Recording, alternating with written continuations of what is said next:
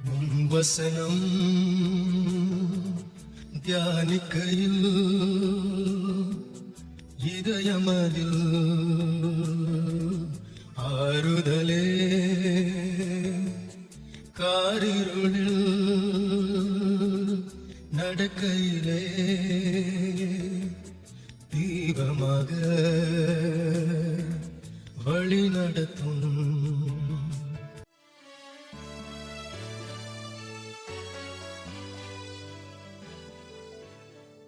கிறிஸ்துவுக்குள் பிரியமுள்ள சகோதர சகோதரிகளே, நம்முடைய பிதாவாகிய தேவனாலும் கர்த்தராகிய இயேசு கிறிஸ்துவினாலும் கிருபையும் சமாதானம் உண்டாவதாக என்கிற வாழ்த்துக்களோடு தேவனுடைய மிகுந்த கிருபையினாலே மீண்டுமாய் நாம் ஒன்று சேரவும், தேவனுடைய மகா பரிசுத்தமான சத்தியங்களை தாவீதினுடைய வாழ்க்கையிலிருந்து தியானிக்கவும், தேவன் நமக்கு கொடுத்திருக்கிற இந்த மாபெரும் பாக்கியத்துக்காக அவருக்கும் அவர் குமாரனுக்கும் மகிமையை செலுத்திக் கொண்டு, அப்ப நம்ம தொடர்ந்து தாவீதினுடைய வாழ்க்கையில் நடந்த காரியங்களை குறித்து நாம் பார்த்து வந்து கொண்டிருக்கிறோம்.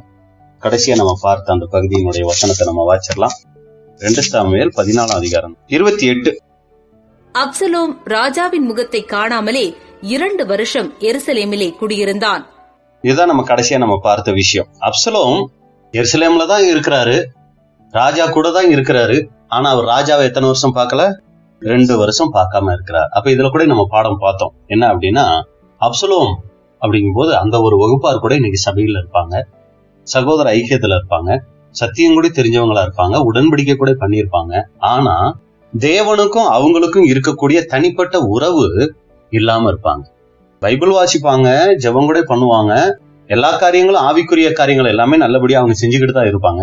ஆனா தேவனுக்கும் அவங்களுக்கும் இருக்கக்கூடிய தனிப்பட்ட உறவு, தேவனை பார்க்கக்கூடியவர்களா, தேவனுக்கிட்ட இருந்து வார்த்தையை கேட்கக்கூடியவங்களா அவங்க என்ன பண்ண மாட்டாங்கன்னா இருக்க மாட்டாங்க. அது ரொம்ப துக்ககரமான ஒரு விஷயம். ஏன் அப்படின்னா, தேவன் நான் அப்படி ஒருத்தர் இருக்கிறேன், என்னுடைய நாமம் இது, இயேசு கிறிஸ்து பிதா இல்ல, அவர் என்னுடைய நேசகுமாரன் அப்படிங்கிற விஷயத்தையெல்லாம் 99% 99.99 சொல்லாங்க. இன்னைக்கு கிறிஸ்தவர்களுடைய எண்ணிக்கை பார்க்கும்போது அவ்வளோ பேருக்கு தேவன் என்ன பண்ணலன்னா அது வெளிப்படுத்தல. எல்லாரும் இயேசு கிறிஸ்துவே எல்லாமா நினைச்சு வழிபட்டுக்கிட்டு இருக்கிறாங்க. ஆனா தேவன் ஒரு சிறு கூட்டம், 100.1 வைக்கலாங்க, அந்த மாதிரி ஒரு சிறு கூட்டத்தை தான் தேவன் இன்னைக்கு என்ன பண்ணிருக்கிறாருன்னா அவருடைய நாமத்தை வெளிப்படுத்தி இருக்கிறார். அவங்கதான் அந்த கொஞ்ச ஜனங்கள், அந்த சத்தியத்தை உண்மையாய் அறிந்த அந்த கொஞ்ச ஜனங்கள், அதுலதான் நாம. அப்ப தேவன் என்ன ஒரு அன்பு வச்சு, என்ன ஒரு இரக்கம் வச்சு நமக்கு அதை வெளிப்படுத்திட்டார் அப்படின்னு சொல்லி பார்க்கும்போது, அவருடைய மிகுந்த கிருபை நமக்கு அவரை வெளிப்படுத்திட்டா நம்ம அவரோட வச்சிருக்கிற அந்த உறவை அதிகரிச்சுக்குவோங்கிறதுக்காக தான் தேவன் அதை செஞ்சார். இப்ப ஏதேன் தோட்டத்துல ஆதாம் ஏவாளை தேவன் உண்டாக்குனதோட நோக்கம் என்னங்க? ஆதாம் ஏவாளை தேவன் உருவாக்குனதோட முக்கியமான நோக்கம் என்ன தெரியுங்களா? 3 அதிகாரம் 8வது வசனம். ஆதியாகமம் 3ஆம் அதிகாரம். பகலில் குளிர்ச்சியான வேளையிலே தோட்டத்தில் உலாவுகிற தேவனாகிய கர்த்தருடைய சத்தத்தை அவர்கள் கேட்டார்கள். அப்பொழுது ஆதாமும் அவன் மனைவியும் தேவனாகிய கர்த்தருடைய சந்நிதிக்கு விலகி, போதும் பகலில் குளிர்ச்சியான வேளையிலே தோட்டத்தில் உலாவுகிற தேவனாகிய கர்த்தருடைய சத்தத்தை அவர்கள் கேட்டார்கள். அப்படின்னா இது அப்ப நடந்த விஷயம் மாத்திரம் இல்ல, இவங்க பாவம் செய்யறதுக்கு முன்னாடி அவங்கள உண்டாக்குன வரைக்கும் நடந்த விஷயம். என்ன அப்படின்னா, டெய்லி ஆதாம் எந்திரிப்பாரு, ஒரு குறிப்பிட்ட காலம் தேவனோட சஞ்சரிச்சாரு, அப்புறம் ஒரு குறிப்பிட்ட காலத்துக்கு அப்புறம் ஏவாள் கொடுக்கப்படுறாங்க. இப்ப ஏவாளும் ஆதாமும் சேர்ந்து என்னதான் அங்க பண்ணிக்கிட்டு இருந்தாங்கன்னா, டெய்லி தேவன் வருவாரு, அவங்களோட பேசுவாரு, இவங்க அவங்களோட பேசுவாங்க. இந்த ஒரு உறவு தான் அன்னைக்கு ஏதேன் தோட்டத்துல பாவம் வர்ற வரைக்கும் இருந்துச்சு. அப்ப தேவன் அவங்கள உருவாக்குனதனுடைய முக்கியமான நோக்கமே என்ன அப்படின்னா, ஆதாம் ஏவாளோட எப்பவுமே தொடர்புக்குள்ள அவர் இருக்கணும். இவர் அவங்களோட பேசுறத அவங்க கேட்கணும், அவங்க பேசுறது இவங்க என்ன பண்ணணும், கேட்கணும். அந்த உலாவுகிறங்கிற விஷயத்துல அவ்வளோ அர்த்தம் இருக்கு. சும்மா உலாவுகிறதுனா ஏவாள் அந்த பக்கம் இப்படியே போயிட்டு இருப்பாங்க, ஆதாம் இந்த பக்கம் இப்படியே போயிட்டு இருப்பாரு, நடுவுல தேவன் என்ன பண்ணிட்டு இருப்பாரு, அவர் அப்படியே போய்கிட்டு இருப்பாரு. இது உலாவுறதா? அப்படின்னா உலாவுறதுன்னா என்ன அப்படின்னா, நாங்க கொஞ்சம் அப்படி காலார போயிட்டு வரோம் அப்படின்னு நம்மளே பேச்சு வழக்குல சொல்லுவோம். நீங்க பேசிட்டு இருங்க, இல்லைன்னா உட்கார்ந்துருங்க, நாங்க 2 பேரும் அப்படி காலார போயிட்டு வரோம் அப்படின்னா என்ன அர்த்தம்? அப்படியே ஒருத்தர் மூஞ்ச ஒருத்தர் பார்க்காம போயிட்டு இருக்கிறதா? இல்ல, ஏதோ ரகசியம் இருக்கும், நாங்க அப்படியே தனியா போயிட்டு வரோம்னால அவங்களுக்குள்ள ஏதோ பேசிக்க போறாங்கன்னு அர்த்தம்.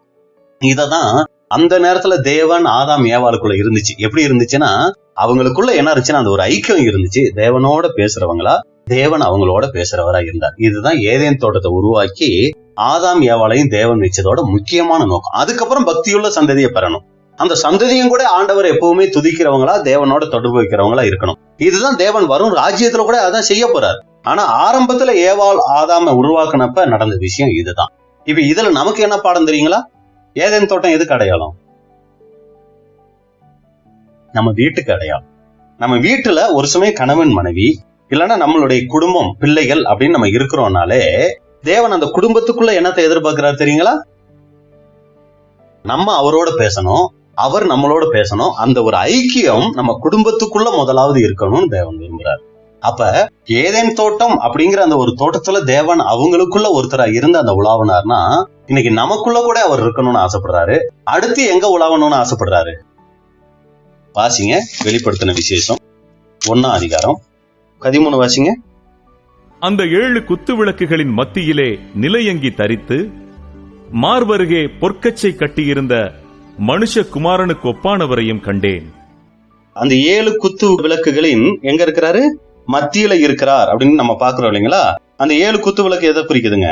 சபையை குறிக்குது. அப்ப இன்னைக்கு அவர் என்ன பண்ணணும்னு ஆசைப்படுறாருன்னா, அந்த சபை நடுவுல உலாவணும் அப்படின்னு. அன்னைக்கு பாருங்க, ஆதாம் ஏவாளுக்குள்ள உலாவணும்னு ஆசைப்பட்டாரு. இன்னைக்கு எங்க விரும்புறாரு? ஃபர்ஸ்ட் நம்ம குடும்பத்துக்குள்ள உலாவணும்னு ஆசைப்படுறாரு. அதுக்கு நம்ம வசனம் எடுக்கணும் அப்படின்னா 2 கொரிந்தியர் 6ஆம் அதிகாரம் 16வது வசனம் வாசிங்க. தேவனுடைய ஆலயத்துக்கும் விக்கிரகங்களுக்கும் சம்பந்தம் ஏது? நான் அவர்களுக்குள்ளே வாசம் பண்ணி நான் அவர்களுக்கு உள்ளே வாசம் பண்ணி அவர்களுக்குள்ளே உலாவி அவர்களுக்கு உள்ளே உலாவி அவர்கள் தேவனாயிருப்பேன். அவர்கள் தேவனாயிருப்பேன். இது யாருக்கு சொன்னது தெரியுங்களா? ஃபர்ஸ்ட் இஸ்ரேல் ஜனங்களுக்கு அதை சொல்லியிருந்தார். எங்க சொல்லியிருந்தாரு? லேவியராகமம் 26ஆம் அதிகாரம் 11வது வசனம். உங்கள் நடுவில் என் வாசஸ்தலத்தை ஸ்தாபிப்பேன், என் ஆத்துமா உங்களை அரோசிப்பதில்லை. அடுத்த வசனம். நான் உங்கள் நடுவிலே உலாவி உங்கள் தேவனாயிருப்பேன், நீங்கள் என் ஜனமாயிருப்பீர்கள். அப்ப பாருங்க, ஃபர்ஸ்ட் ஆதாம் ஏவாளை உருவாக்கி தேவன் விரும்பின காரியம் என்னது? அவங்களோட உலாவணும். உலாவணும்னா என்ன அர்த்தம்னா, அவங்களோட அந்த ஐக்கியம் வைக்கணும், அந்த தொடர்பு வைக்கணும்னு ஆசைப்பட்டாரு. அவங்க எப்ப பாவம் செஞ்சுட்டாங்களோ அதை அவங்க என்ன பண்ணிட்டாங்க? அந்த உறவை இழந்துட்டாங்க. அதுக்கப்புறம் இஸ்ரேல் ஜனங்களை தேவன் தெரிஞ்செடுத்து அந்த இஸ்ரேல் ஜனங்களோட எப்பவும் உலாவணும்னு தான் என்ன பண்ணாருன்னா ஆசரிப்பு கூடாரத்தையே வச்சாரு. சரிங்களா? அவர்கள் நடுவில் நான் இருக்க, சரிங்களா, எனக்கு ஆசரிப்பு கூடாரத்தை உண்டாக்கு அப்படின்னு சொல்லிதான் ஆசரிப்பு கூடாரத்தை உண்டாக்குனாரு. அது மாத்திரம் இல்ல, நான் எப்பவும் அவங்க நடுவுல உலாவிட்டே இருக்கணும் அப்படின்னு ஆசைப்பட்டார். ஆனா இஸ்ரேல் ஜனங்களும் தேவனுடைய வார்த்தை கீழ்ப்படியாதனால அதுவும் கெட்டு போச்சு. இப்ப அடுத்து தேவன் என்ன பண்ணிருக்காருன்னா, இன்னைக்கு சபை வகுப்பாரா நம்மளை தேர்ந்தெடுத்து இன்னைக்கு கர்த்தர் இயேசு நம்ம மத்தியில என்ன பண்ணிக்கிட்டு இருக்கிறாரா? 7 குத்து விளக்குங்கள் சபையை குறிக்குது. அதன் நடுவுல அவர் என்ன பண்றாருன்னா இருக்கிறார். அது இன்னொரு வசனத்துல சொல்லும் போதுதான், உலகத்தின் சகல முடிவு பரியந்த நாட்களிலும் உங்களோடு கூட இருக்கிறேன்னா என்ன அர்த்தம்னா, உங்களோட நான் உலாவி உங்களோட நான் இருக்கணும்னு ஆசைப்படுறேன். இதுதான் விஷயம். அப்ப பார்க்கும்போது, அப்ப முக்கியமா தேவன் இன்னைக்கு நம்மளை தெரிஞ்சுக்கிட்டு இந்த சத்தியத்தை கொடுத்து இவ்வளவு தூரம் நம்மளை அழைச்சிட்டு வந்திருக்கிறதோட முக்கியமான நோக்கம் என்ன அப்படின்னா, அவரோட நாம வைக்கணும் ஐக்கியம், அவரோட நம்ம வைக்கணும் அதிகமான உறவு. அப்ப ஒருத்தர் கூட அதிகமான உறவு நமக்கு இருக்கு அப்படின்னா நம்ம என்னெல்லாம் பண்ணுவோம்?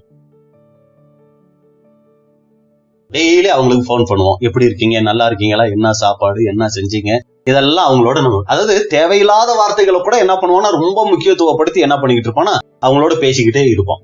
ஐயோ 2 நாள் உங்ககிட்ட பேசல, என்னமோ மாதிரி ஆயிடுச்சு. என்ன இதெல்லாம் காரணம்னா, நம்ம அவங்க மேல வச்சிருக்கிற பாசம், அவங்க மேல வச்சிருக்கிற ஐக்கியம். இதுதான் நம்ம ஒருத்தர் கூட ரொம்ப நெருக்கமா இருக்கிறோம், ரொம்ப பிரியமா இருக்கிறோங்கிறதுக்கு அடையாளம். அப்ப இன்னைக்கு தேவன் தான் நம்மளுடைய பிரியம், இயேசுதான் நம்மளுடைய நேசிப்பு அப்படின்னு நம்ம சொன்னோம்னா, இன்னைக்கு தேவனுக்கும் நமக்கும் இருக்கிற ஐக்கியம் எந்த அளவுக்கு இருக்கு?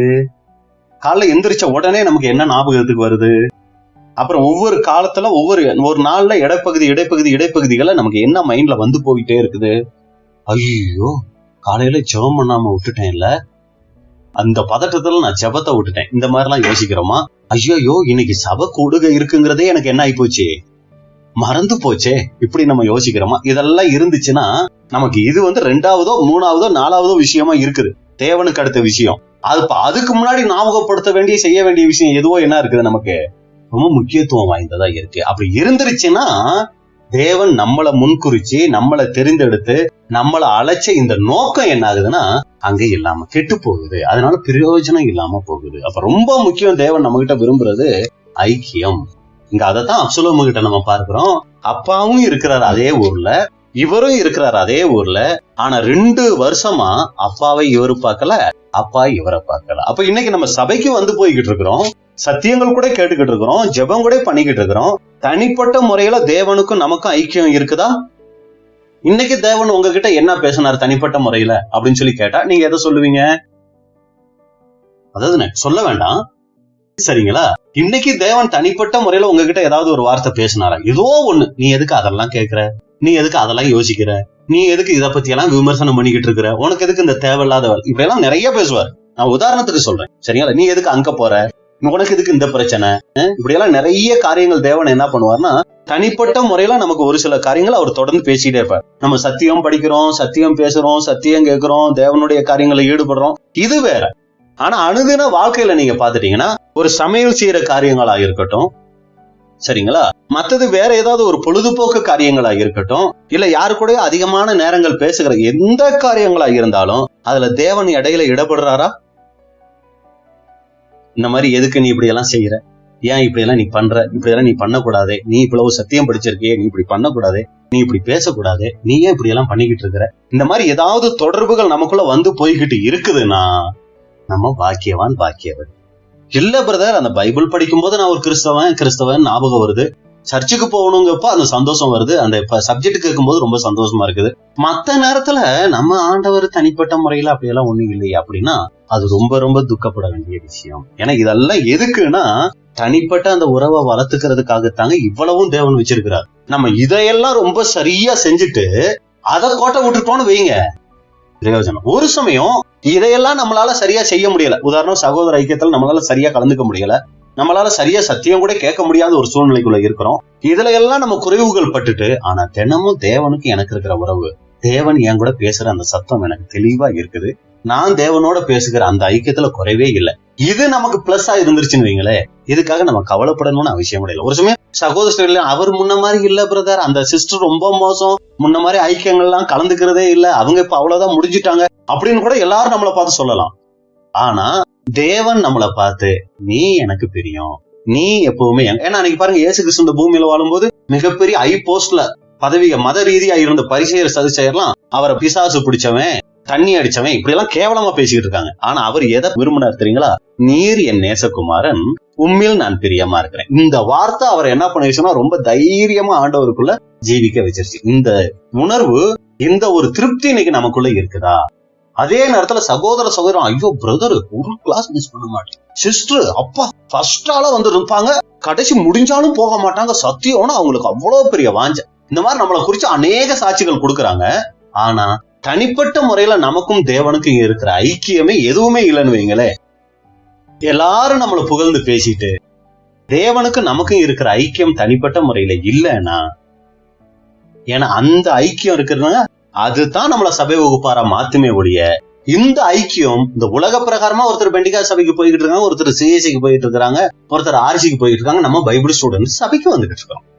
அவ்வளவுதான் நமக்கு இருக்கிற ஒரு ஐக்கியமே ஒழிய, அந்த ஒரு தனிப்பட்ட உறவு அவரோட நமக்கு இருக்கிற அந்த ஒரு விஷயங்கள் இல்லைன்னு வைங்களே, இந்த ஐக்கியத்தினால பிரயோஜனமே இல்லை. இப்பவும் அப்சலோம் தாவீதனுடைய மகன் தான், அவர் ஒரு இளவரசன் தான், எல்லாரும் அவரை பார்த்து வணக்கம் குடிக்க மரியாதை செலுத்தக்கூடிய ஒரு தகுதியில தான் அப்சலோம் இருந்துகிட்டு இருக்கிறாரு. ஆனா தாவீதுக்கும் அப்சலோமுக்கும் உறவே கிடையாது. 1 மாசம் 2 மாசம் இல்ல, 2 வருஷமா தொடர்பே இல்லாம இருந்துட்டு இருக்காங்க. அப்ப இன்னைக்கு நம்மளோட தேவனுக்கும் நமக்கும் இருக்கிற அந்த ஐக்கியம், தேவனுக்கும் நமக்கு இருக்கிற அந்த உறவு, தேவனுக்கும் நமக்கு இருக்கிற பேச்சுவார்த்தைகள், ஒரு சமயம் தனிப்பட்ட முறையில தேவன் என் கூட தனியா காதுல பேசுவாரா பிரதர் அப்படின்னா அப்படியெல்லாம் பேசுறதுக்கு வாய்ப்பு இல்லை. ஒரு சமயம் நம்ம ஒரு மண்ணாவே வாய்ச்சிக்கிட்டு இருப்போம், அதுல ஒரு லைன் பாத்தீங்கன்னா கிளார் அடிக்கும், இப்படி நீ இருக்காத, இப்படி நீ இருக்கல்ல, இப்படி நீ இருக்காத, அது கிளார் அடிக்கும். ஒரு சமயம் நம்ம வாசிக்கிற அந்த வேதத்துல இருக்கிற ஒரு அதிகாரத்துல அந்த ஒரு வசனம் நம்மளை பார்த்து கிளார் அடிச்சு பேசும். இல்ல நம்ம கேட்கிற ஏதோ ஒரு மெசேஜ்ல ஒரு பகுதி, அதாவது 1 hour மெசேஜ்னா 1 hour நமக்கு யூஸ் ஆகாது, ஆனா ஒரு 5 நிமிஷமோ 1 செகண்டோ ஒரு வார்த்தை வந்து போகும். அந்த ஒரு வார்த்தை நம்மளை என்ன பண்ணும்னா சரியா டச் பண்ணி நம்ம கூட என்ன பண்ணிக்கிட்டு இருக்கணும், அப்படியே அதாவது ஒரு முள்ளு ஒரு கண்ணுல ஒரு சின்ன இது பட்டுருச்சுன்னா என்ன துருங்குமே, அந்த வார்த்தை நமக்குள்ள என்ன பண்ணிக்கிட்டே இருக்கும்னா குத்திக்கிட்டே இருக்கும். அந்த மாதிரி ஒரு உணர்வு, அந்த மாதிரி ஒரு உறவு, அந்த மாதிரி ஒரு காரியம் இல்லாம இருந்துட்டோம்னா, வேதம் எப்படி தெரியுங்களா சொல்லுது, நம்மள செத்த பணத்துக்கும் ஆனா இது கொஞ்சம் அதிகமான இதாத்தான் இருக்கும். ஆனா இதுதான் வேதம் சொல்றது. என்னன்னா, செத்த பணத்துக்கும் நமக்கும் வித்தியாசமே இல்லையா. ஏன் அப்படின்னா, ஏற்கனவே சொன்னதுதான். இப்ப ஒரு பணம் ஜான்சன் ஸ்கொயர்ல செத்து போய் இருக்குது, நமக்கு ரொம்ப வேண்டிய ஒருத்தர், சரிங்களா? ஆனா நம்ம கிளாஸுக்கு வரதை விட்டுட்டு அவரை என்ன பண்ண முடியாது, கொண்டு போய், உதாரணம் தானே, நம்ம அடக்கம் பண்ண போயிடுவோம், கிளாஸுக்கும் கொடுக்க மாட்டோம், உதாரணத்துக்கு சொல்றேன், சரிங்களா? ஆனா கிளாஸ் நமக்கு ரொம்ப முக்கியம். ஆனா என் பணத்தை என்ன பண்ணணும், அடக்கமும் பண்ணி ஆகணும். சரி பரவாயில்ல, பணத்தையும் கொண்டு வந்து இங்கேயே வச்சுட்டு சப்ஜெக்ட் முடிஞ்ச பின்னாடி அப்புறம் கொண்டு போய் அந்த பணத்தை அடக்கம் பண்ணிக்கலாம் அப்படின்னு நம்ம முடிவு எடுத்து அந்த பணத்தையும் கொண்டு வந்து என்ன பண்ணிட்டோம், ஒரு சேர்ல உட்கார வச்சுட்டு நம்மளும் உட்கார்ந்துட்டோம், சரிங்களா? அந்த பணம் வரும்போது எப்படி வந்திருக்கும், ஒண்ணுமே இல்லாம அப்படியே வந்திருக்கும், சுவாசம் இருக்காது, எதுவுமே இருக்காது, வந்து உட்கார்ந்துருக்கும். சரி சப்ஜெக்ட் எல்லாம் முடிஞ்சு, சரி இனி அதை அடக்கம் பண்ணலாம் அப்படின்னு அந்த பணத்தை தூக்கிட்டு போறோம். போகும்போது எப்படி போகும், எப்படி வந்துச்சோ அப்படியே தான் போகும். அதுக்குள்ள ஏதாவது போயிருக்குமா, உள்ள எந்த மாற்றமுமே அதுக்கு இருந்திருக்காது. இதுதான் சத்தியம். வர்றோம், உட்கார்றோம், கேட்கிறோம், வந்த மாதிரியே தான் நம்ம போயிருக்கோம்னா தேவனுடைய பார்வையில நம்மளை எப்படி தெரியுங்களா பாக்குறாராம், பணமா தான் பாக்குறாராம். ஒரு பிரயோஜனம் இல்லை இவங்க. அதான் பணத்துக்கு ஏன், எதனால அது அப்படியே வந்துட்டு அப்படியே போச்சு, ஏன் அந்த பணத்தை கொண்டு வந்து இங்க வச்சோம், அது எப்படி வந்துச்சு, அப்படி ஏன் போச்சு, உயிர் இல்ல. அதான் கவனிக்க வேண்டிய விஷயம், உயிர் இல்ல. அப்ப நமக்குள்ள பரிசுத்த ஆவிங்கிற அந்த ஜீவன், அந்த உயிர் இல்லைன்னா நம்ம கூட அப்படித்தான் இருப்போம். வருவோம், உட்கார். அதுக்காக பிரதர் நீங்க புரியாமையே பேசுறீங்க பிரதர், 1 hour நான் வந்தேன், உட்கார்ந்து ஏதாவது புரிஞ்சுக்கணும்னு தான் ஆசைப்பட்டேன், ஆனா ஒண்ணுமே புரியல பிரதர். அதுக்கு நீங்க கடனாளி இல்ல, சரிங்களா? அதுக்கு தேவன் உங்களை மன்னிச்சு, அதுக்கு யார் கணக்கு கொடுக்கணும், அதுக்கு பேசுற நான் தான் கணக்கு கொடுக்கணும். ஏன் அந்த ஜனங்களை இவ்வளவு தூரம் கஷ்டப்பட்டு கொண்டு வந்து இவ்வளவு ஒரு தியாகத்தோட அவங்க நேரங்களை எல்லாம் ஒதுக்கி பலியின் ஜீவியத்துல வந்து இவ்வளவு தூரம் சத்தியம் கேட்கிறாங்களே, புரியுற மாதிரி ஒரு வார்த்தை கூட நீ பேசலையே, அப்படின்னா பேசுற எனக்கு என்ன கிடையாது தெரியுங்களா, பரிசுத்தாவி இல்ல.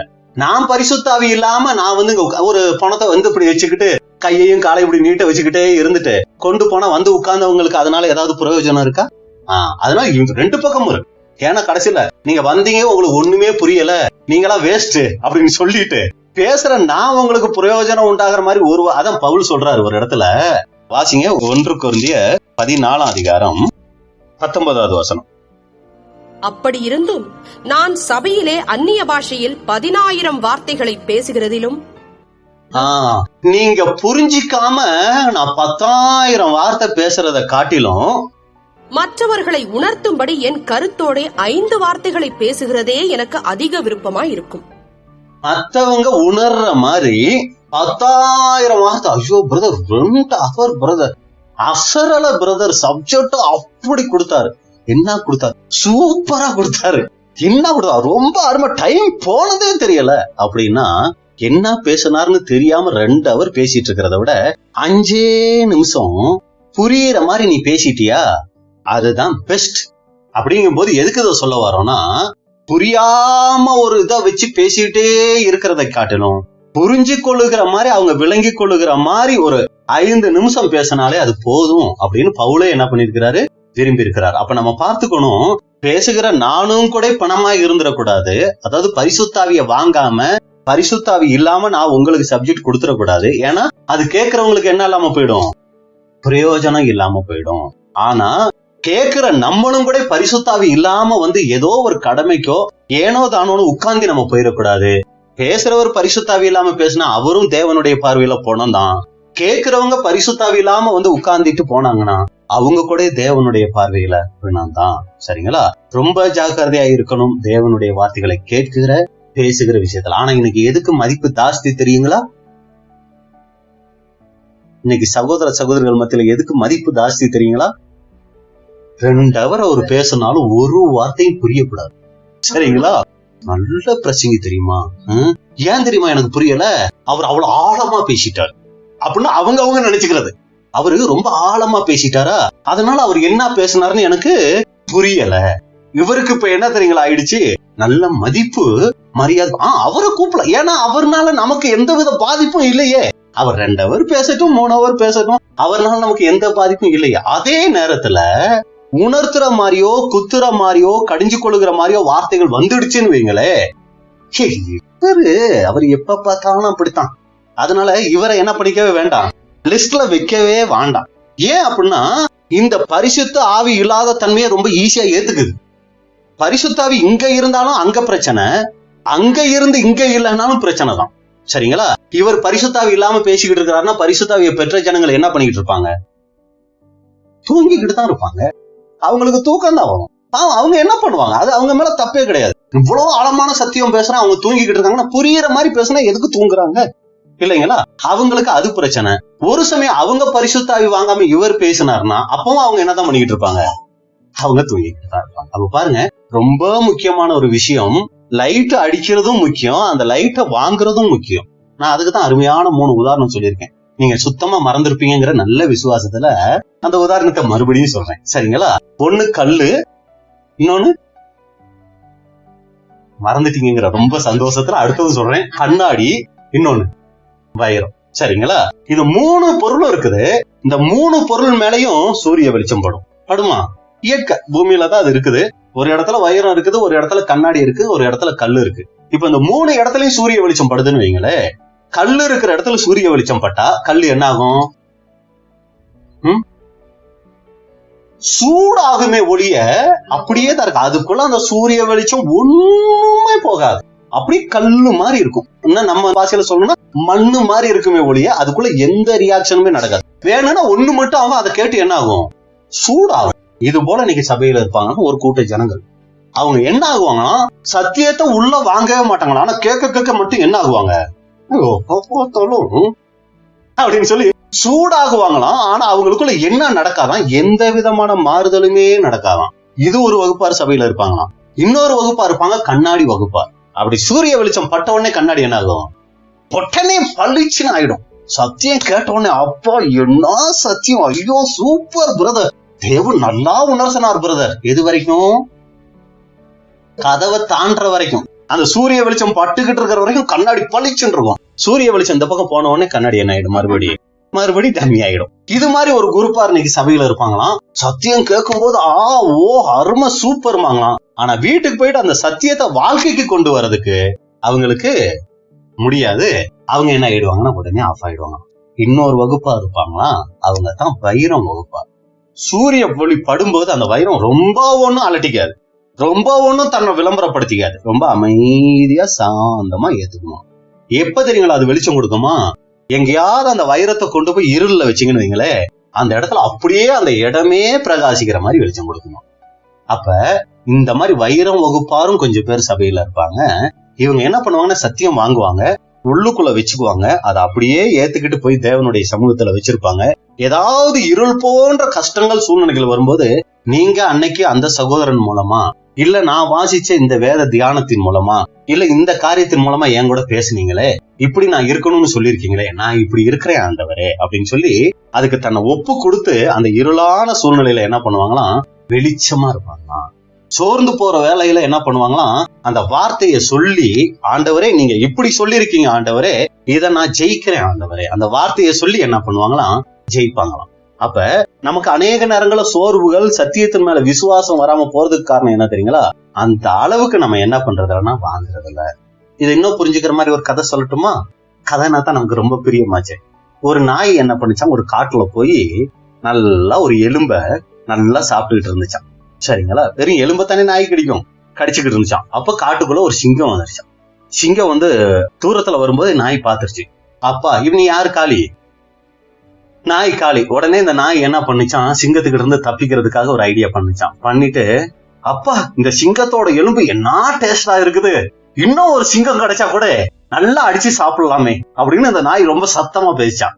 உடனே சிங்கம், என்னது ஏற்கனவே ஒரு சிங்கத்தை அடிச்சு சாப்பிட்டுக்கிட்டு இருக்கா, அப்ப நம்ம போனா இந்த நாய் என்ன பண்ணிரும், நம்மளையும் அடிச்சு சாப்பிட்டுருமோ அப்படின்னு சொல்லி என்ன பண்ணுச்சான், நாய் ஓநாயின்னு வச்சுக்கோங்களேன். நாய் எங்க காட்டுக்கு போச்சு இல்லையா, ஓநாய். சரிங்களா? அப்ப இந்த ஓநாய் நம்மள அடிச்சு சாப்பிட்டுருமோ. ஏன் அப்படின்னா ஏற்கனவே ஒரு சிங்கத்தை முடிச்சிருச்சு, இன்னும் பசி அடங்கல. இப்ப நமக்காக இது என்ன பண்ணிக்கிட்டு இருக்கு, காத்துக்கிட்டு இருக்கு. நம்ம இந்த நேரம் பார்த்து அங்க போக நம்மள அடிச்சு கொண்டுருச்சுன்னா என்ன பண்றது அப்படின்னு சொல்லி என்ன பண்ணிச்சான், சிங்கம் அப்படியே பதுங்க ஆரம்பிச்சிருச்சான். இதெல்லாம் பார்த்துக்கிட்டு மரத்து மேல ஒரு குரங்கு உட்கார்ந்துட்டு இருக்கான். அடே இந்த ஓநாய் பாரு என்ன மாதிரி ஒரு ஐடியா பண்ணி, சிங்கம் காட்டுக்கே ராஜா, அதுக்கே தண்ணி காமிக்குதே அப்படின்னு சொல்லிட்டு குரங்கு என்ன பண்ணுச்சான், மரமா தாவி சிங்கத்துக்கிட்ட போயிட்டு, சிங்கமே அது வெறும் ஓனாயி, என்னமோ பெரிய மிருகம் நினைச்சாலும் பயப்படாதீங்க. அது ஏற்கனவே ஏதோ மிருகம் சாப்பிட்டு போன எலும்ப கடிச்சுக்கிட்டு இருக்குது. நீங்க அதுக்கெல்லாம் ஒண்ணும் பயப்படாதீங்க. நீங்க தாராளமா வந்தீங்கன்னா ஒரே அடியில அது என்ன ஆயிடும், முடிஞ்சிரும். நீங்க வாங்க அப்படின்னு சொல்லி என்ன பண்ணுச்சான், இந்த இதை கூப்பிட்டுச்சான் சிங்கத்தை. உடனே சிங்கம் தைரியம் ஆயிடுச்சான். அப்படியா, வெறும் எலும்ப வச்சுக்கிட்டு தான் இப்படி பேசிக்கிட்டு இருக்கானா, இந்தா நான் வரேன் அப்படின்னு சொல்லி கிளம்பிச்சான். இப்ப குரங்கு சிங்கத்தை கூட்டிட்டு வரதை யாரு பாத்துட்டா, ஓனாய் பாத்துருச்சான். பாத்துட்டு ஓ இப்ப நம்ம கண்டிப்பா என்ன முடிஞ்சோம் அப்படின்ட்டு மறுபடியும் என்ன தெரியுங்களா பண்ணிச்சான், எங்க போச்சு அந்த குரங்கு, எங்கேயாவது ஒரு சிங்கம் இருந்தா கூட்டிட்டு வான்னு சொல்லி ரொம்ப நேரம் ஆகி போச்சு. இன்னும் ஒரு சிங்கத்தை கூட அந்த குரங்கு கூட்டிக்கிட்டு வரலையே, வரட்டும் அந்த குரங்க நான் பேசிக்கிறேன் அப்படின்னு ரொம்ப சத்தமா பேசிச்சான். அப்ப சிங்கத்துக்கு புரிஞ்சிருச்சான், மறுபடியும் இந்த குரங்கு என்ன பண்ணிருக்குது, கூட்டிக்கிட்டு வர்றதுக்கு இந்த ஓனாய் குரங்க அனுப்பிச்சிருக்குன்னு சொல்லிட்டு சிங்கம் திரும்பி பார்க்காம என்ன பண்ணிருச்சான், ஓடி போயிடுச்சான். இதுல நமக்கு என்ன பாடம் அப்படிங்கிறீங்களா? இந்த சிங்கம் எதை குறிக்குதுன்னா, கெர்ச்சிக்கிற சிங்கம் போல இருக்கிற சாத்தானை குறிக்குது. ஓனாய் யாரை குறிக்குது தெரியுங்களா? அது நம்மளை குறிக்குது. சாத்தான் பல வகைகள்ல நம்மளை முடிச்சிடணும்னு வரும்போதெல்லாம் எப்படி இந்த ஓனாய் வார்த்தைகளை பேசி சிங்கத்தை ஜெயிச்சிச்சோ, அது மாதிரி நம்ம தேவனுடைய வார்த்தைகளை என்ன தெரியுங்களா பேசணும். நீதிமான் 7 தரம் விழுந்தாலும் திரும்பவும் எழுந்துப்பான். நீ சொல்றது உண்மைதான். நான் பல நேரங்கள தேவனை விட்டு போனது உண்மைதான், நிறைய நேரங்கள தேவனை துக்கப்படுத்திட்டது உண்மைதான். ஆனா நான் நீதிமான். நீதிமானுங்கும் போது கண்டிப்பா அவருக்கு என்ன இருக்கு, நீதிமான் 7 தரம் விழுந்தாலும் எழுந்திருப்பான். அப்படின்னா நீதிமான் அவர் கண்டிப்பா என்ன ஆவாரு, விழுவாரு. சரிங்களா? விழுறவன் தான் நீதிமான். விழவே இல்லை அப்படின்னா அவன் யார் தெரியுங்களா, பொய்யன். ஏன்னா இந்த பூமியில விழாதவங்க யாருமே கிடையாது, கர்த்தர் இயேசுவை தவிர.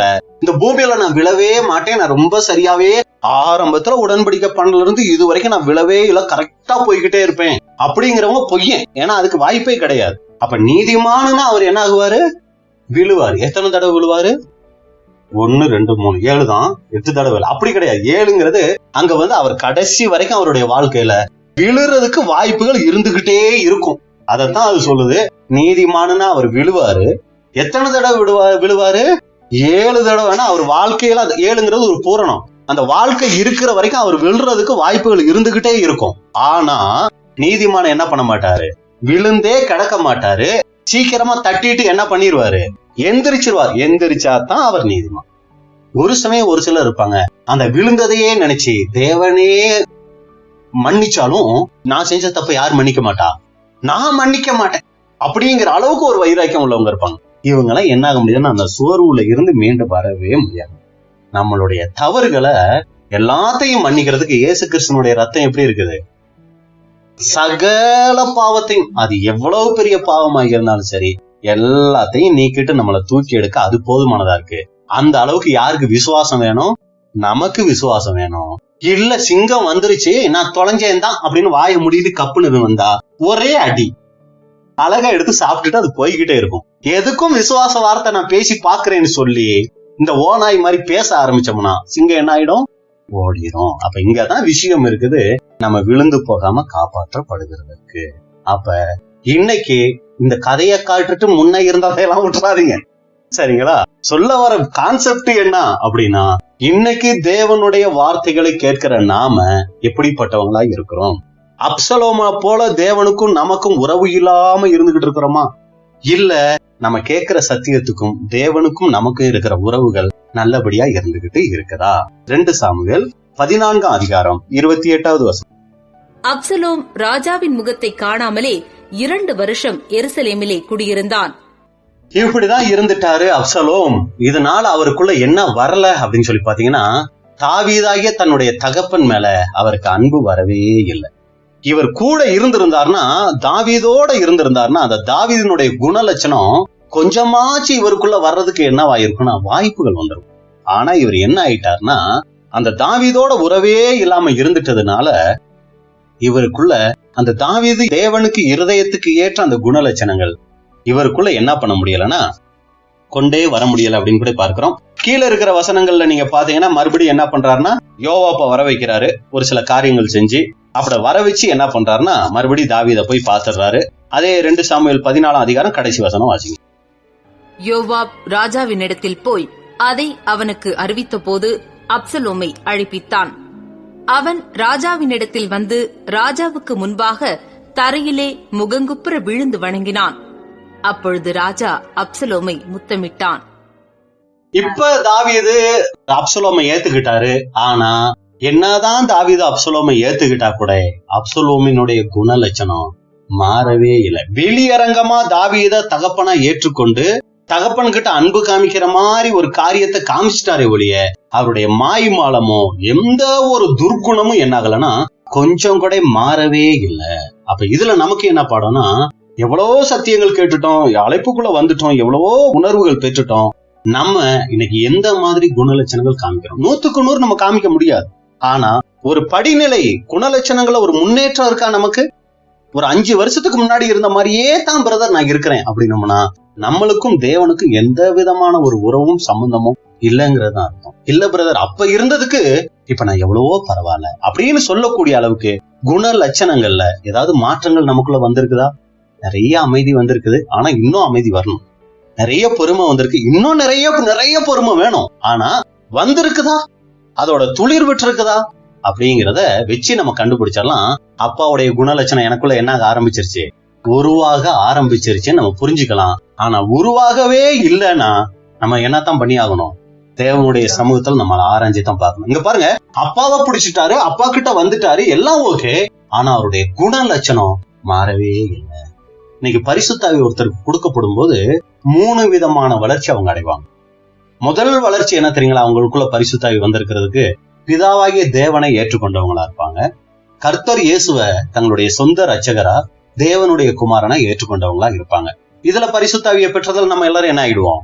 ஓகே ஆயிடுவோம். 2வது பரிசுத்தாவினுடைய வளர்ச்சி என்ன தெரியுங்களா?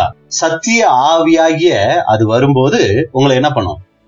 சகல சத்தியத்துக்குள்ளும் வழி நடத்தும். சத்தியத்தை அறிகிற அறிவுல ஒரு வளர்ச்சிக்குள்ள வருவாங்க. அதாவது சத்தியம் பேசுறதா இருக்கட்டும், சத்தியம் கேட்கறதா இருக்கட்டும், சத்தியத்தை புரிஞ்சுக்கிறதா இருக்கட்டும், இதுல என்ன ஆகுவாங்கன்னா ஒரு வளர்ச்சிக்குள்ள வந்துருவாங்க. இது 2வது படி. 3வது படி என்ன தெரியுங்களா? கனிகள். இதுதான் 3வது படி. நம்ம என்ன நினைச்சிருவோம்னா, பிதாவாகிய தேவனையும் கர்த்தர் இயேசுவையும் அறிஞ்ச உடனே நம்ம அடுத்து அவங்க கிட்ட எதிர்பார்க்கிற விஷயம் என்ன தெரியுங்களா? கனிகள் எதிர்பார்த்துருவோம். என்ன பிரதர் இவ்வளவு நாள் சத்தியத்துக்குள்ள வந்துட்டாங்க, இப்படி இருக்கிறாங்க அப்படி இருக்காங்க, ஆனா ஒரு கேரக்டர்ல எந்த விதமான இதுவும் இல்லையே. இது 2வதா தேவன் தர்றதே இல்லை.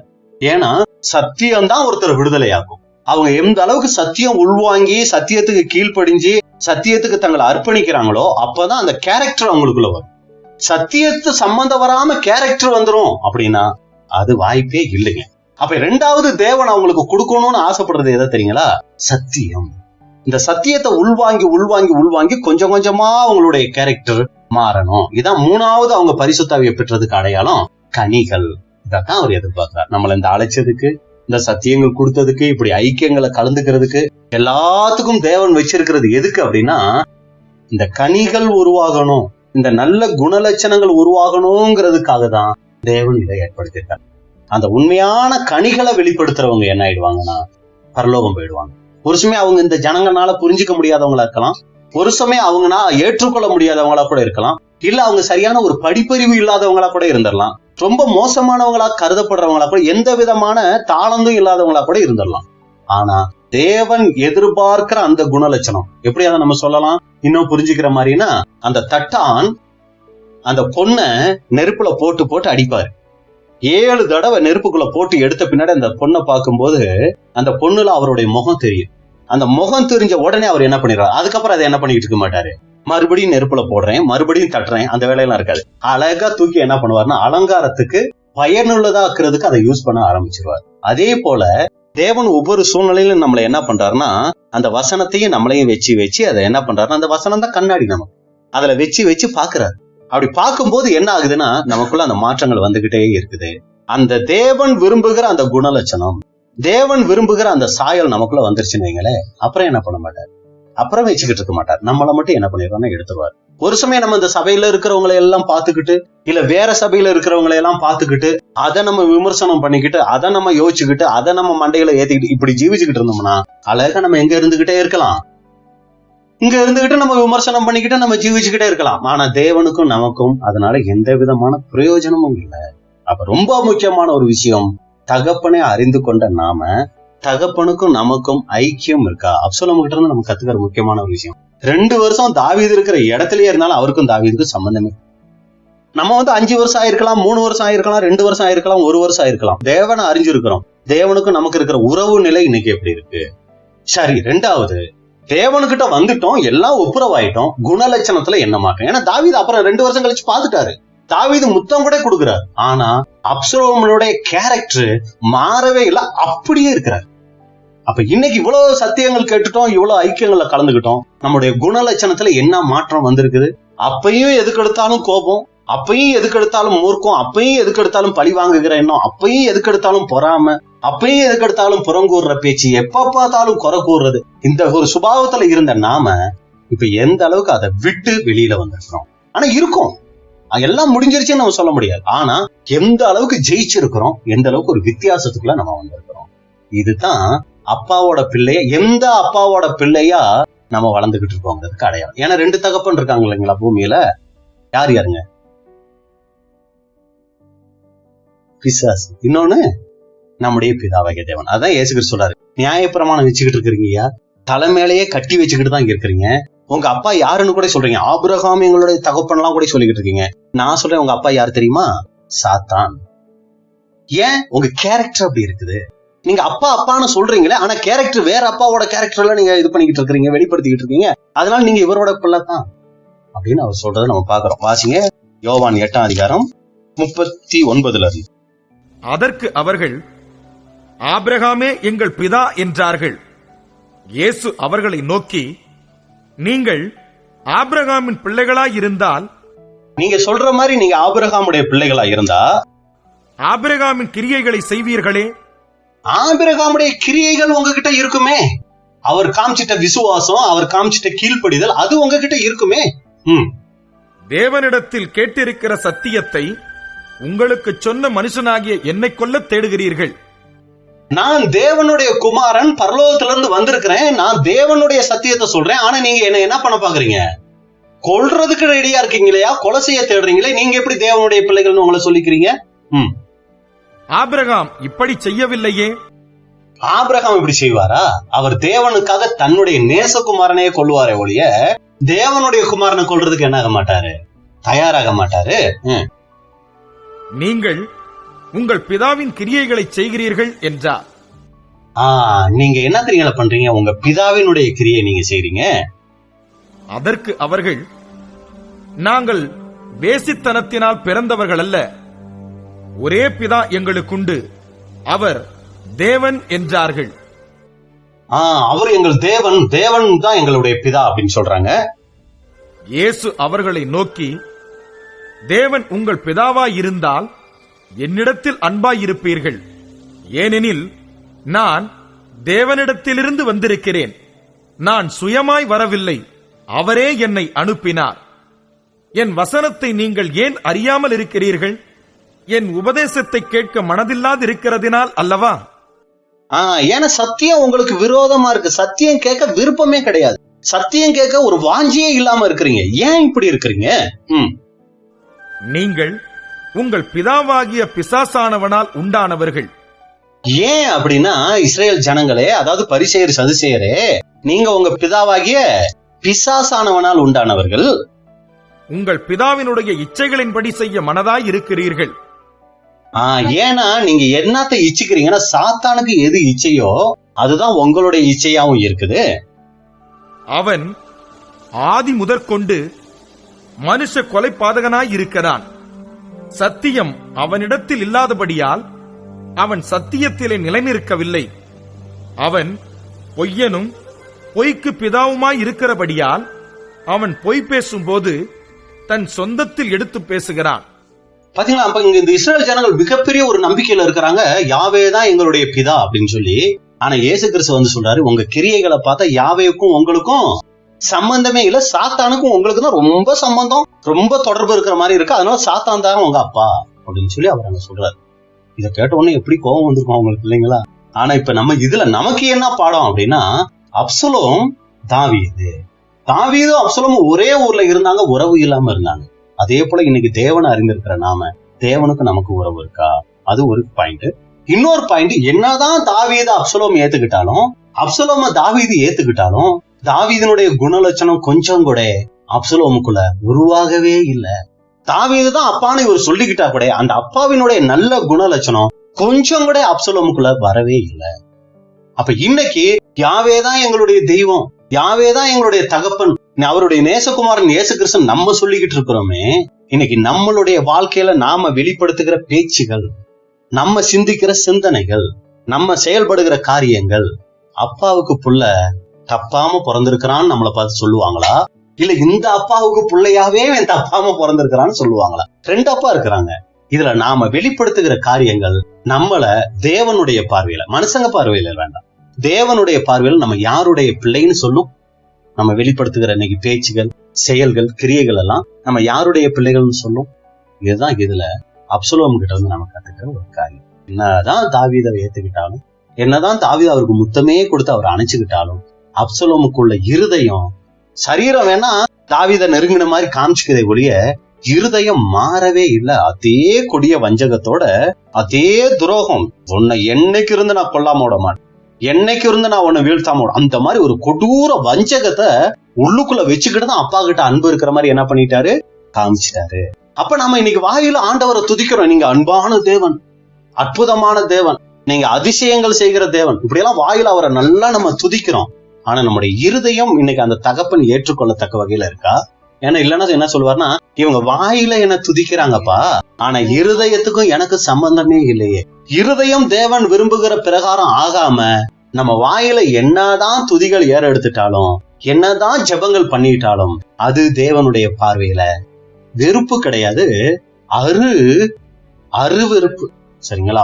பயங்கரமா வெறுக்கக்கூடிய ஒரு விஷயமா தான் தேவன் அதை வச்சுட்டு. நம்ம பாருங்க, இந்த மாமிசம் அடுத்தவங்களை பத்தி குறை பேசும்போது ரொம்ப சந்தோஷமா, ஐயோ டைம் போனதே தெரியல அப்படிங்கிற மாதிரி இருக்கும். பாருங்க, ஒருத்தர் சேர்ந்து உட்கார்ந்துட்டு குறை பேசி பாருங்க, நீங்க ஒரு அவர் ஆனா கூட டைம் போறதே தெரியாது. ஆனா தேவனுடைய சமூகத்துல உட்காந்து ஜெபம் பண்ணி பாருங்களே, என்னமோ 2 hour ஜெபம் பண்ண மாதிரி இருக்கும்.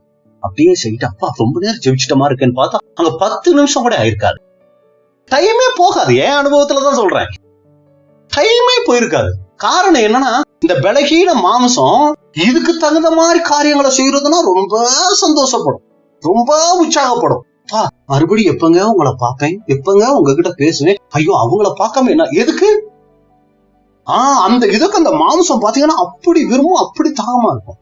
ஜெபம் அது அப்புறம் ஜெபிச்சுக்கலாம், எங்க போயிடுது டைம், இவங்களை பார்த்து இவங்களை பேசுறதுக்கு இந்த ஒரு டைம் கிடைக்கும், அப்புறம் சிஸ்டர், அப்புறம் பிரதர், அப்புறம் சொல்லுங்க அப்படின்னு சொல்லி இது பாத்தீங்கன்னா ரொம்ப விருப்பம் காமிக்கும். ஆனா தேவனுடைய சமூகத்துல உட்கார்ந்து தேவனுக்கிட்ட ஜெபிக்கிறதுக்கு இந்த மாம்சம் ஒத்துக்கவே ஒத்துக்காது.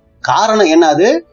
தாவீது அப்சலோம் ஏத்துக்கிட்டாரு, அப்சலோமையும் தாவீது ஏத்துக்கிட்டாரு, உள்ளான இருதயம் ஏத்துக்கல, உள்ளான இருதயம் அதை விரும்பல. அதனாலதான் சொல்றாரு, மகனே உன் கண்ணை எனக்கு கொடு, மகனே உன்னை எனக்கு கொடு, மகனே உன் காதை எனக்கு கொடு, கைய எனக்கு கொடுன்னு கேட்கல. எதை கேட்கிறாரு? மகனே உன் இருதயத்தை எனக்கு தா. ஏன்னா நீ இருதயத்தை தராம வேறு எதை கொடுத்துட்டாலும் எனக்கு அதனால யூஸே இல்லை. மத்தவங்க பார்த்து ஐயோ பிரதர் பாரு கையே கொடுத்திருக்கிறாரு ஆண்டவருக்கு. கையினா எதாவது நமக்கு வலதுகரமா செயல்பட்ட எல்லா காரியங்களும், பிழைப்புக்கு அடுத்த காரியங்களா இருக்கலாம், நிறைய விஷயங்கள் கையே ஆண்டவருக்கு கொடுத்துட்டாரியா. ஒரு சமயம் நம்ம எங்கேயாவது முக்கியமான வேலைகளுக்கு போய்கிட்டு இருந்தா காலையே வெட்டி கொடுத்துட்டாரியா ஆண்டவருக்கு அப்படின்னு கூட சொல்லிக்கலாம். இந்த உலகத்தான் சொல்ற மாதிரி முடியெல்லாம் கொடுத்துட்டாரு அப்படின்னு சொல்லிக்கலாம். சரிங்களா? ஆனா இருதயத்தை கொடுக்காம இதையெல்லாம் கொடுத்து பிரயோஜனமே இல்லை. அதனாலதான் சொல்றாரு, அதெல்லாம் இருக்கட்டும், நீ ஃபர்ஸ்ட் எதை கொடு? இருதயத்தை கொடு. இங்க அப்சலோம் தாவீதோட நெருங்கிட்டார். மறுபடியும் அந்த கடைசி வசனத்தை வாசிங்க. யோவாப் ராஜாவினிடத்தில் போய் அதை அவனுக்கு அறிவித்த போது அப்சலோமை அழைப்பித்தான். அப்சலோமை அழைப்பித்தான். தாவீது அப்சலோமை கூப்பிடுறாரு. பிதாவாகிய தேவன் இன்னைக்கு நம்மள கூட அப்படி கூப்பிடுறாரு. அவன் ராஜாவினிடத்தில் வந்து, இப்ப நாம கூட தேவன் கிட்ட வந்துட்டோம். ராஜாவுக்கு முன்பாக தரையிலே முகங்குப்புற விழுந்து வணங்கினான். தரையில முகங்குப்புற விழுந்துட்டார் அப்படின்னா என்ன ஒரு பயபக்தி, என்ன ஒரு அன்புன்னு நம்ம பார்த்து சொல்லுவோம். ஏன்? வெளிப்பிரகாரமான கிரியைகள் அப்படியா இருக்குது. முகங்குப்புற விழுந்து தரையில விழுந்து வணங்கிட்டாரு. அப்பொழுது ராஜா அப்சலோமை முத்தமிட்டான். தாவீது கூட என்ன பண்ணிட்டார், அதை பார்த்து முத்தமிட்டார். ஆனா அப்சலோமனுடைய இருதயம் தாவீது கிட்ட கொஞ்சம் கூட சேரவே இல்லை. இன்னைக்கு அப்படி எதுவும் நம்ம இருந்துடுறோமா? பிதாவாகிய தேவனை தெரிஞ்சிட்டோம், மிகப்பெரிய கிருபை. கர்த்தர் இயேசுவை தெரிஞ்சிட்டோம், மிகப்பெரிய பாக்கியம். அவருடைய திட்டங்கள் எப்படியெல்லாம் வச்சிருக்கிறாரு நல்லா தெரிஞ்சிட்டோம்.